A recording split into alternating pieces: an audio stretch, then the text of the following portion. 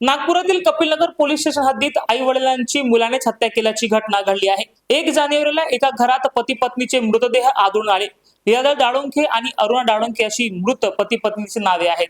त्यांचा 24 वर्षीय मुलगा उत्कर्ष डाळोंखे याची पोलिसांनी चौकशी केली असता त्यानेच कबूल केले की त्यानेच त्याचा आई वडिलांची हत्या केली आहे। 26 डिसेंबरला त्याने आधी गळा दाबून आईची हत्या केली, त्यानंतर वडील घरी आल्यानंतर त्याने चाकूने मारले। आतापर्यंतच्या तपासात कारण पुढे आले आहे की तो 6 वर्षापासून इंजिनिअरिंग करत होता, मात्र त्याचे पेपर बॅकलॉग राहत होते, म्हणून आई वडील त्याला दुसरं काहीतरी करण्याचा सल्ला देत होते। त्याचा राग त्याच्या मनात होता आणि त्यातून त्याने त्याची हत्या केली। बहिणीला तो कॉलेजमधून घरी न नेता त्याचा काकाकडे घेऊन गेला व आई बाबा मेडिटेशन साठी बँगलोरला गेल्याचे सांगितले। तर अशी ही माहिती समोर आली आहे की आरोपी मुलगा उत्कर्ष लीलाधर डाळोंखे याचा एका वर्गमैत्रिणीसोबत 4 वर्षापासून प्रेम संबंध होते।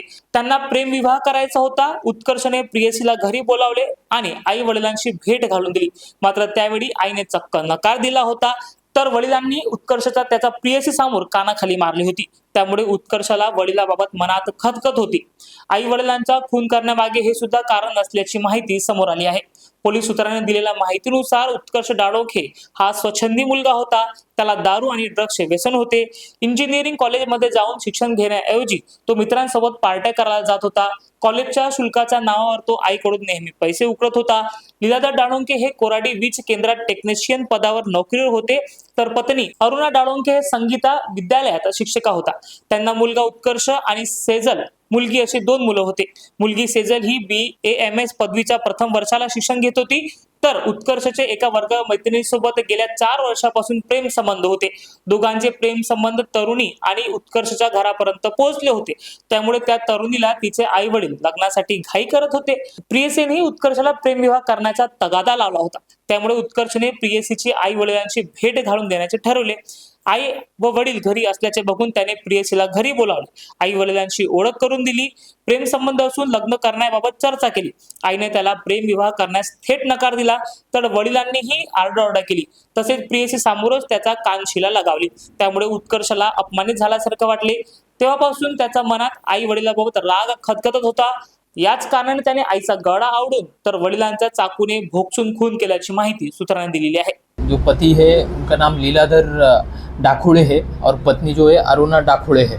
तो फिर वहाँ पे स्पॉट पे पहुँचने के बाद वहाँ पे खून वगैरह था घर में बहुत सारा, तो प्राइमा फेसी हमें लग रहा था कि यहाँ पे कुछ तो सस्पिशियस है, इसमें कुछ हुआ रहेगा फॉल प्ले।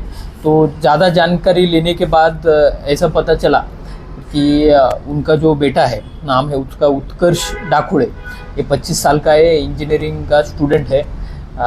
तो उसको हमने थोड़ी तहकीकात की, थोड़े सवाल पूछे, तो उसके बाद उसने कन्फेस किया है कि उसने ही अपने माँ बाप का खून किया है।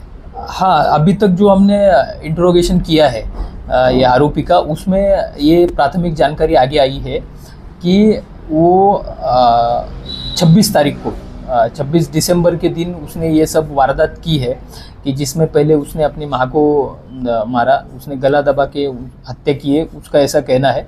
उसके बाद उसके पिताजी बाहर थे उस टाइम पे, वो वापस आए, मतलब माँ को दोपहर के 1 बजे के करीब उसने मारा ऐसे बोल रहा है। उसके बाद पिताजी आए शाम को 5 बजे के करीब, फिर उसके बाद पिताजी को चाकू से स्टैब करके मारा, ये उसका कहना है। और वहाँ पे खून वगैरह भी मिला है, मतलब वहाँ पे स्टैबिंग तो हुई है।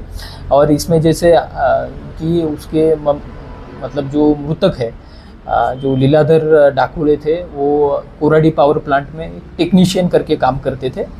और उनकी जो अरुणा डाकुड़े है वो एक प्राइमरी टीचर थी। तो ऐसा उनका बैकग्राउंड है। इसका कारण अभी तक तो उसके साथ जितना भी इंट्रोगेट किया उससे ये कारण एक सामने आ रहा है कि वो 6 साल से इंजीनियरिंग में एडमिशन लिया हुआ था, कॉलेज कर रहा था, लेकिन कुछ विषय उसके बैकलॉग रहने के कारण उसके घर वाले बोल रहे थे, एक तो हम दूसरे कॉलेज में एडमिशन लेते हैं, दूसरे कोर्स करते हैं ITI वगैरह, लेकिन वो मान नहीं रहा था। तो घर वाले ये भी बोल रहे थे कि तुम खेती वगैरह करो, तुमसे नहीं हो पाएगा। तो उसका गुस्सा उसके मन में था कि मुझे ज़बरदस्ती ये कॉलेज से निकाल रहे हैं। तो उसने थोड़ा प्लान वगैरह करके ही फिर ऐसा किया है। हाँ, जैसे कि उसने 26 तारीख को हत्या की है और 1 तारीख को हमें ये सब चीज़ें पता चली, तो बीच में 5 दिन का एक पीरियड गया है।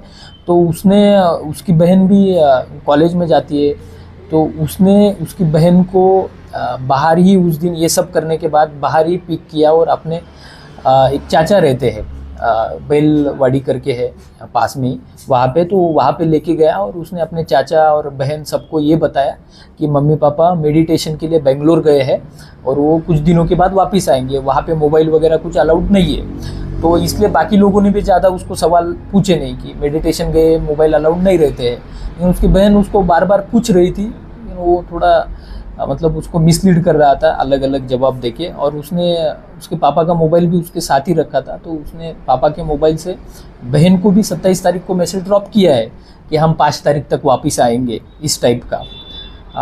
तो वो मैसेज कैसे ड्रॉप किया, कितने बजे ड्रॉप किया, उसकी भी तहकीकात चल रही है अभी। लेकिन अभी तक की जानकारी के अनुसार उनके घर में जो कार है, तो ये लड़के के पास वो कार थी, तो हर रोज़ वो अपने चाचा के घर से वो दोनों भी वहीं पे रुके हुए थे, ये भी नहीं घर आया ऐसे बोल रहा है। वो उसको कॉलेज छोड़ने जाता था, कॉलेज के बाहर ही रुकता था पूरा कॉलेज होने तक, वहाँ से उसको वो घर ना जाए इसलिए वो कॉलेज के बाहर ही रुकता था और वहाँ से फिर वापस लेके वो अपने चाचा के घर जाता था, सो दैट कि अगर गलती से भी वो घर चली गई तो ये सब ओपन हो जाएगा।